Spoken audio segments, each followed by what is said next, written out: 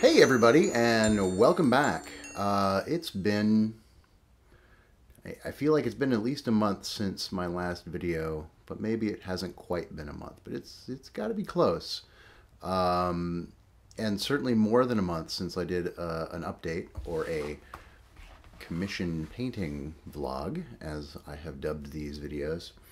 And it felt like it was time to get back to this and just sort of bring you all up to speed on what you're doing. Now, I understand that a very kind of small subset of my subscribers watch these particular videos, and I always try to make them interesting and have, you know, something of value to say. But for the most part, these are kind of for me to kind of talk through what I've been doing and discuss the various issues that I might be going through, and whatever, anything related to what I'm doing, commission wise and even non-commission wise. Really, it's a vlog. What do you want? So first up, the reason for the lack of videos over the last month. If you've looked at my Flickr page at all, which I'll provide a link to in the description, it's actually probably the best look at everything that I paint, because really like 98% of the things that I paint eventually end up on my Flickr site, regardless if it's commission work or personal work or whatever. Not all of it ends up on my website. I like to save the best stuff for that, or anything, like, there's a lot of reasons for what I do and don't put up on the website, so it doesn't obviously doesn't all make it up there. But the Flickr site, I try to make that to be sort of the documentation of all of the painting work that I do, regardless. And so, if you had been looking at that, you would have seen the vast array of myth minis that I painted last month. And when I say vast array, I mean I've painted around 150 miniatures for the board game Myth, which constitutes the bulk of the miniatures available for that game. And that was something. That's in addition to the Tantive 4 repaint that I did for X-Wing. Well, really for a client, not really for X-Wing, but the miniatures for X. You understand what I'm talking about. Anyway. So the Myth project, let's back up a bit. And so last month was supposed to be a light month for me overall. It was supposed to be, with the array of projects that I had set out to do, I should have had an easy time at getting it all done and been able to take regular days off, and maybe even had a couple of extra days at the end to myself, which would have been nice. And then I made a discovery. Well, I should say the client made a discovery. We made a discovery together, really, that the project that I had quoted was not the entire project that he wanted, and we both missed that fact.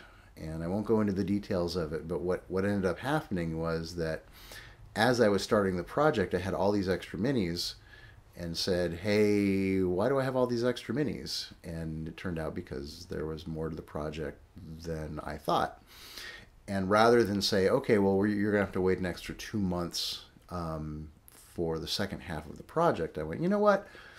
I think I could do this if I just work flat out for the rest of this month, and he would get his stuff quickly. I would get more money for the month, but I would lose out on having that light month that I thought I was having. And it all ended up working out. I got it all done, and at the end of the month, I managed to have a 4-day weekend, which was nice. But during the month, I had no time off. I was working 10 to 12 hours every day, and ignoring a lot of emails. So it was in some ways not ideal, But on the other hand, the project did get done. I was really happy with it. He was really happy with it. And not only that, this happened. A community member, Jay Adden, from the site, uploaded some pictures this week. Yes, he did. That were absolutely mind-blowing. They blew me away. What he had done was he's actually painted almost the entire set of Myth miniatures for Myth the board game.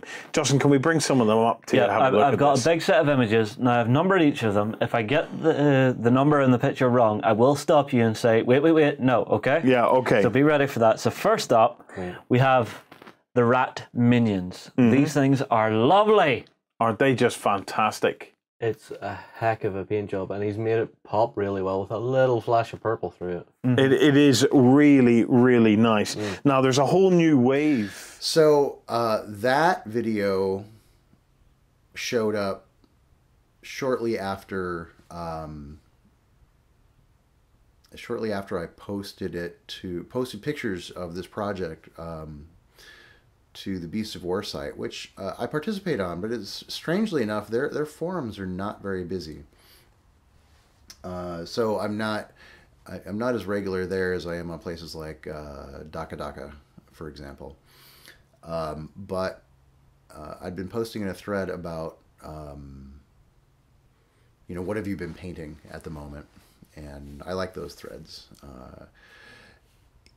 And I guess they picked it up, saw what I was doing, liked it, realized that it sort of lined up with coverage that I think they wanted to do anyway about Myth. And then they proceeded to spend 15 minutes of their show discussing how much they liked it. So that was really exciting. I can't imagine a better surprise for having finished that project, because I was still at that point kind of winding down from it and feeling like, holy crap, that was a lot of work. So then to have this kind of public recognition for my work was particularly awesome. So strangely enough, during that 4-day weekend I had, I actually ended up painting a little bit for myself. And one of the sad parts about turning your hobby into a business is that sometimes, because it's now a business, your hobby goes away. And this was true with the game store. Once I was spending all the time at the game store working, that meant when I was off, I didn't necessarily want to spend more time at the game store because it just felt like work. And the same is true for miniature painting for me, is that although this is something I love doing, and I can't tell you how great it is to get paid to do the thing that you love, at the end of an 8-hour day of painting, you don't immediately go, well, now that I have time to myself, I'm going to paint some more. But in this case, that's kind of what I did. I was like, I have 4 days. What do I want to do? Like, I'm going to paint miniatures for myself. And so I worked on some things. And I think part of the reason why I was able to jump right back into painting and doing personal projects was because I had a couple of things that I had gotten recently and was still really excited about. And in one case, it is the War Games Factory Woodland Indians set. And this is a part of a kind of colonial America range of minis that they're doing that includes these Indians, some militia, Revolutionary War era militia, Continental troops, also Revolutionary era, and then redcoats for, all again doing Revolutionary wargaming. And I had been, in my free time, kind of sticking together some of the Woodland Indians. And by the way, these are not for Revolutionary War use. My particular area of interest for these minis is a little-known conflict called King Philip's War, which took place around 1675. and it was, for all intents and purposes, a huge war between colonists and the northeastern Indian tribes during the early part of our colonization of this country. And that's a conflict that I didn't know anything about prior to moving here to the Northeast. And then once I learned about it, I've been fascinated by it. And there's very few games related to it. There is actually one recent board game called King Philip's War that covers the conflict, and that's it as far as I know. And anyway, it's something that I've been wanting to game with, but there's just not a lot of minis out there. So anyway, these War Games Factory Woodland Indians work perfectly for that, although I think more people are going to use them for the French and Indian War than they would for this. But in any case, they're wonderful, and they paint up really well, and I've been working on them on and off, and I love them, and it's been a very inspiring thing for me, making me want to paint. And in addition to that, I've also been working on some of the War Games Factory Skeleton Warriors. Now, the Skeleton Warriors are a little bit older. Let's see if they actually give a date on these. No, there's no date, but I know that they've been around a lot longer than than this recent batch of Revolutionary War stuff. But they are wonderful minis. If I've complained about them at all, it's that building them can take a while because they are very positionable. The arms can go, well, really it's the arms and the heads that are very positionable. And they don't give you a lot of instruction on like what arms might go with what weapon combinations. So there's a little bit of a learning curve in working with them. Unlike the Woodland Indians, they actually give a nice sheet that says, these bodies go with these arms and what have you. In any case, although I haven't really taken any pictures of the skeletons yet, because I've only finished one, I am super happy with how these are coming out, and I look forward to having them finished so that I can share them with you. And again, I don't have a particular game in mind for them, but I'm really thinking about, some skirmish gaming. Speaking of skirmish gaming, I've actually been, because I haven't played a lot of games recently, I find myself buying skirmish games to read them in the hope that I'll actually be able to play them. I've sort of given up on the idea that I'm going to be able to play large battle games anymore. I just don't have the time to devote to build and paint my own army without setting aside a month to do it. And so the idea that I can build and paint a war band of, like a dozen guys, well, that's totally doable. And frankly, it's one of the things I liked about the game Infinity. But Infinity is very specific about what it is and what you do with it. And I have a lot of gaming interests aside from, cyberpunk.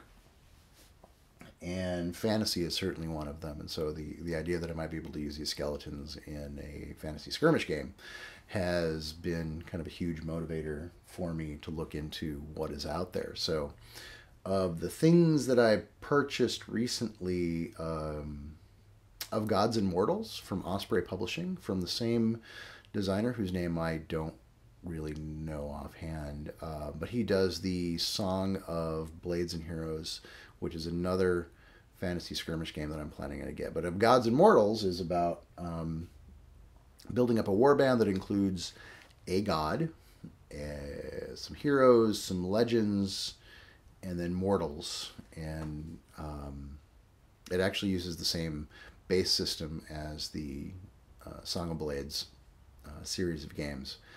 And the Song of Blades series has been super popular, and as it turns out, there's a Song of drums and tomahawks, which would work perfectly for my woodland Indians and, you know, some colonial troops as well. So I'll probably be looking into doing that. So aside from those things, I also picked up the Night Models Batman miniatures game. And that was really, I wasn't expecting anything from that. I'd listened to some podcasts that talked about how cool it was. But frankly, I'm of two minds about the Night Models stuff. Their minis all look great in photos, and they tend to have some casting issues, and they're not. I can't talk about how great they are because what I've seen so far has been like, I might be able to do something with this. But I've heard good things about the miniatures rules, and so I decided to pick them up and look them over. And I got to say that there's a lot to like in that rule set. It is very evocative of the setting. It does some interesting things that I haven't seen in other games, like the default setting for that game is that it's always night. You're always battling at night, which is perfect. So because it's always night, ranges tend to be a little shorter.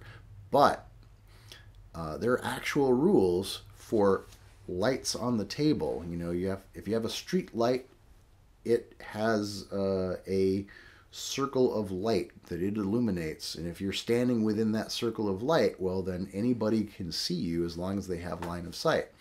And there are rules for destroying those lights, and so I love that. That's really cool. The rules themselves seem to be written pretty well. Like I could follow it along just fine.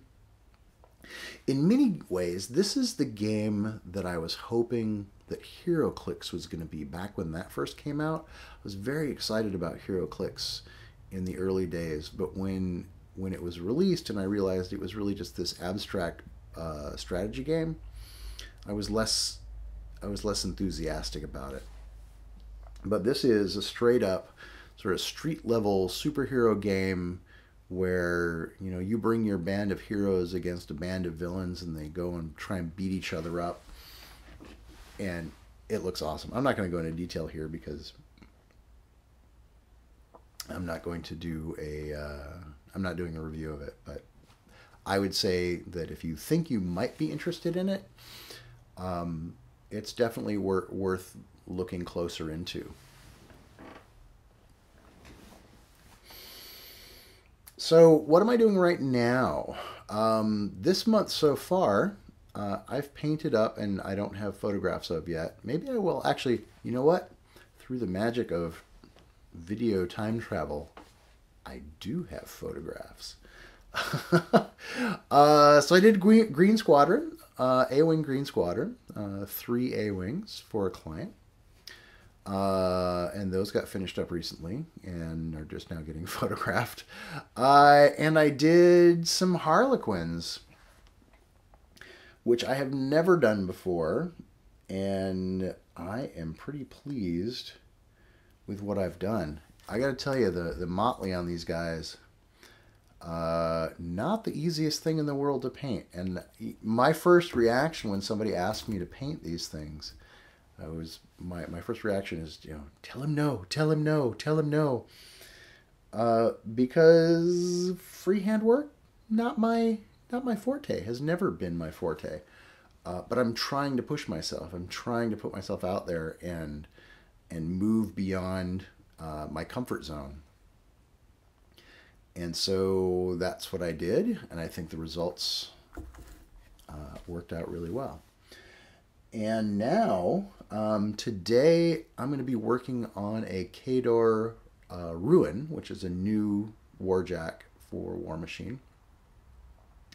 I should have that done in a couple of days. And then the rest of the month, I'm going to be working on some dust stuff, including one conversion.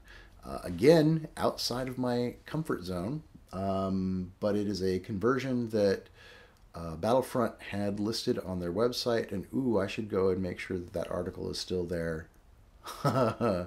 Because if you don't know, Battlefront and Dust Studios are having issues. In fact, they're in the middle of a divorce, and it is not pretty. So, yeah, I should probably go and make sure that I save all the images that I need of that conversion.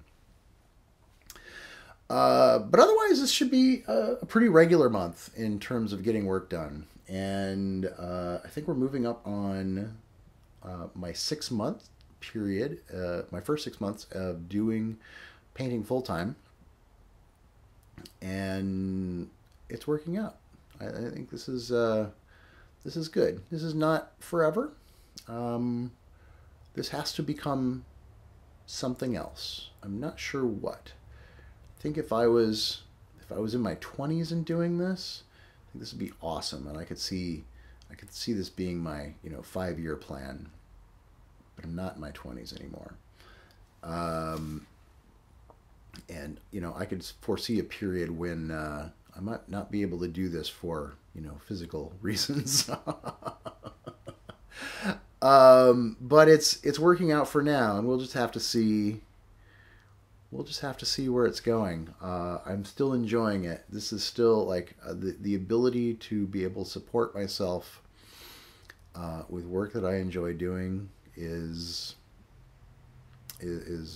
frankly amazing. If you are thinking about doing this, if you're thinking about trying to support yourself, painting miniatures, it's not like a button you can just flip and go from not doing it to fully supporting yourself in one go. Yeah, that's not going to happen. So, but if you are thinking that that's something you want to do, I could certainly cover it in more detail in terms of what to expect, what might be required, how to tell if you're doing it well, because there's a lot more to it than just painting minis. Obviously, there is, I think marketing is probably the other skill that you need to have in order to be successful at this, and that is just really the ability to let other people know what you're doing in such a way that it encourages them to want to have you do it for them. In a nutshell, that's really it. So yeah. Anyway, if you think that's something you want to see or want to hear more about, definitely let me know. I'm still considering setting up a Patreon for videos. I feel like I still need encouragement, and monetary encouragement is probably the best encouragement. It's certainly been the best encouragement for me to paint minis. It's so much easier to paint minis for somebody else when they're paying me than paint minis for myself when I'm not paying me. So, yeah, I might do that. I haven't figured it out. I guess I just, it's one of those things, maybe I should just do it and not overthink it. I don't know. In any case, I think that's going to wrap it up for this video. And I don't know that I said anything particularly interesting or informative here. I never do. I guess that's one of the reasons why it's hard to do these videos, because at the end of the day, I feel like I'm talking to myself sometimes, and like this stuff all goes through my head 24 hours a day anyway. So I guess we'll just wrap it up, and I will talk to you all later. Definitely thank you for watching. If you liked the video, as usual, hit like on that video. It helps, spread the word. Subscribe if you think you want to see more of my videos and want to, not miss them as they come out. And yeah, we'll talk to you the next time.